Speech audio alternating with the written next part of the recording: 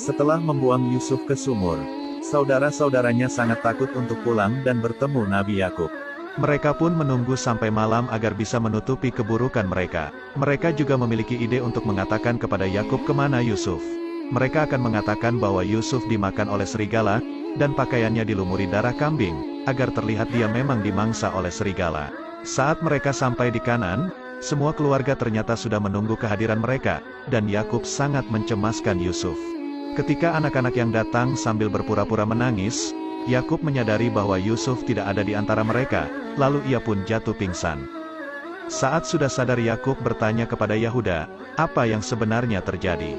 Yahuda dan Samun menceritakan, jika Yusuf dimangsa oleh segerombolan serigala saat mereka sedang menggembala kambing. Dengan sandiwaranya mereka semua mengarang cerita, seakan-akan kejadian itu sangat mengerikan bagi mereka. Yahuda juga memberikan pakaian Yusuf yang sudah dilumuri darah kambing tadi kepada Yakub, agar dia percaya bahwa memang Yusuf dimangsa oleh para serigala. Yakub pun percaya jika itu adalah pakaian milik Yusuf yang membuatnya semakin bersedih dan kembali pingsan. Tak berselang lama, saat Yakub sudah sadar dia mulai curiga terhadap anak-anaknya, jika cerita yang mereka ceritakan itu telah dibuat-buat, karena menurutnya serigala yang memangsa Yusuf sangat baik hati. Karena para serigala itu memangsa Yusuf tanpa mencabik-cabik pakaiannya. Seketika mereka pun terdiam mendengar perkataan ayahnya itu.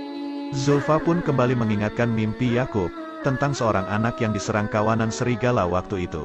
Tapi Yakub tidak percaya kalau Yusuf diserang oleh kawanan serigala, karena bajunya saja tidak ada yang robek sedikit pun. Yahuda dan Samun merasa aneh kenapa pakaiannya masih utuh, dan masih berpura-pura tidak tahu apa yang telah terjadi. Yakub memang tidak tahu apa yang sebenarnya terjadi, tapi dia memperingatkan kepada anak-anaknya, karena mereka telah dikuasai oleh hawa nafsu. Dan dalam peristiwa ini setan telah menghantui mereka semua. Setelah Yakub pergi, mereka mulai cekcok. Karena Yakub tidak mempercayai perkataan mereka semua. Mereka juga akan terus bersandiwara sampai ayahnya bisa percaya apa yang mereka katakan tadi. Sementara itu di sumur, Yusuf didatangi oleh malaikat wahyu yaitu Jibril. Yusuf kaget melihat sosok malaikat Jibril dan menanyakan siapakah dirinya.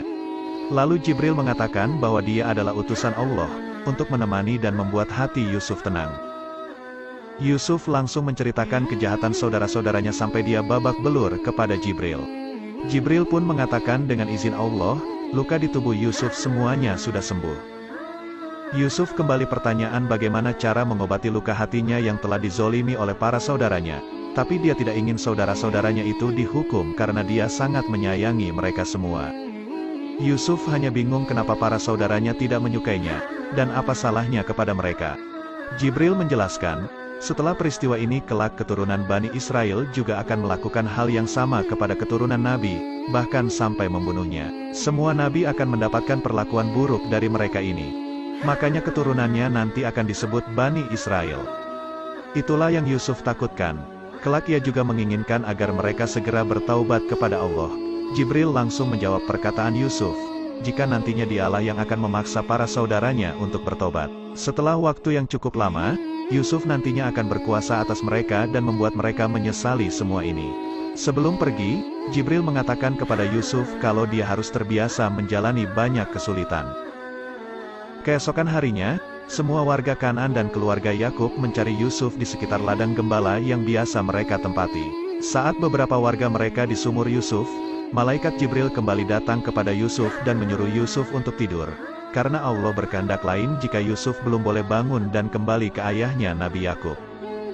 Tapi saat saudara-saudaranya mendatang Yusuf, dia pun terbangun dan mengatakan jika dia baik-baik saja, hanya saja dia merasa lapar. Lavi yang membawa bekal langsung memberikannya makanan, dan menceritakan keadaan ayahnya yang terus bersedih karena kehilangan Yusuf. Singkat cerita, ada sekelompok khilafah atau pedagang sedang berada di sekitar sumur Yusuf.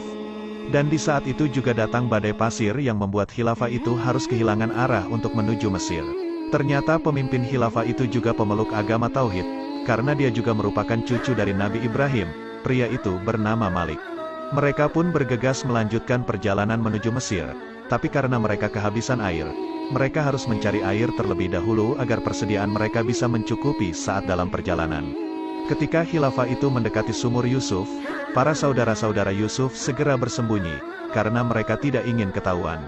Malik sebenarnya sudah tahu jika di sumur yang sekarang ditempati Yusuf saat ini airnya payau dan tidak bisa untuk diminum. Mereka pun sebenarnya enggan untuk mengambil air di sumur itu. Tapi anehnya para hewan yang dikendarai mereka berhenti di depan sumur, dan seakan-akan tidak mau untuk melanjutkan perjalanan. Karena hal itu, mereka pun memutuskan untuk istirahat sebentar. Di sana salah satu teman Malik berpikiran bahwa para hewan itu pasti mencium bau air, makanya berperilaku aneh seperti itu. Di saat itu juga ada kakek-kakek yang sedang merasa kehausan, dan menginginkan air yang sudah menipis. Akhirnya para khilafah itu mencoba mengecek sumur itu, untuk memastikan apakah airnya payau atau tawar. Dan dengan kehendak Allah, air sumur yang seharusnya payau berubah menjadi tawar, yang membuat Malik merasa aneh mengetahui hal itu. Di sisi lain saudara-saudara Yusuf mulai berpikir, bagaimana jika para khilafah itu menemukan Yusuf di sumur itu? Yahuda pun berniat akan menjual Yusuf ke khilafah itu sebagai budak, agar Yusuf dibawa pergi jauh oleh mereka dan tidak bisa lagi bertemu dengan Nabi Yakub. Yusuf yang melihat ada seseorang sedang mengambil air di sumur, berniat akan menaiki talinya. Tapi dia kembali teringat dengan kejadian saat saudara-saudaranya menzaliminya. Lantas ia pun lalu mengurungkan niatnya untuk keluar dari sumur itu. Tak berselang lama, Jibril pun datang dan mengatakan bahwa para khilafah itu diperintahkan untuk menyelamatkannya. Tapi Yusuf juga harus ikut khilafah itu dan tidak boleh kembali ke ayahnya, karena dia akan ditugaskan untuk menyelamatkan hamba-hamba Allah di suatu tempat. Yusuf pun tak tega meninggalkan ayahnya yang selalu bersedih di rumahnya. Tapi Jibril mengatakan bahwa Yakub harus bisa bersabar berpisah dengan Yusuf bertahun-tahun, karena itu adalah kehendak Allah. Jibril juga berpesan kepada Yusuf, kalau dia tidak boleh menyebutkan nama dan jati diri kepada khilafah itu. Jika mereka menanyakan namanya, cukup menjawab bahwa Yusuf adalah anak sumur. Akhirnya Yusuf dikeluarkan dari sumur itu, yang membuat para khilafah itu terkejut melihat anak yang begitu tampan keluar dari sana. Yusuf terlihat sedang mencari keberadaan saudara-saudaranya, dan tak berselang lama mereka pun datang, lalu menyatakan bahwa Yusuf adalah budaknya yang kabur. Mereka pun berniat akan membawa Yusuf pulang, tapi Yusuf sempat mengatakan kepada Malik, bahwa mereka telah membuangnya ke dalam sumur itu, yang membuat Malik merasa iba terhadap Yusuf. Ketika Yusuf ditanya oleh Malik, apakah benar dia budak mereka, Yusuf hanya menjawab bahwa mereka punya kekuasaan atas dirinya dan penanggung jawab urusannya. Hal itu membuat Malik berpikir bahwa jawaban Yusuf memiliki beberapa arti, dan tidak akan mengembalikan Yusuf kepada mereka. Yahuda pun berniat akan merebut Yusuf secara paksa, namun hal itu langsung dicegah oleh Lavi yang lalu menawarkan untuk menjual Yusuf kepada Malik.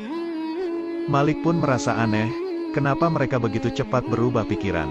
Lavi pun mengatakan bahwa mereka sudah lelah harus selalu mencari kemana Yusuf pergi. Mereka pun saling berunding, dan akhirnya mendapatkan sebuah kesepakatan untuk menjual Yusuf. Mereka juga meminta agar membawa Yusuf pergi sejauh mungkin, agar dia tidak bisa kembali lagi.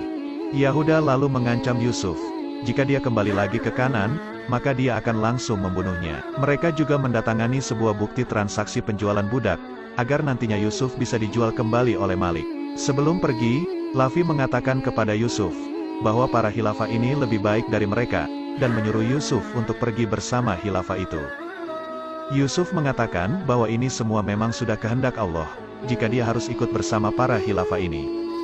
Dia malah lebih khawatir jika Lavi dan saudara-saudara lainnya tidak diampuni oleh Allah.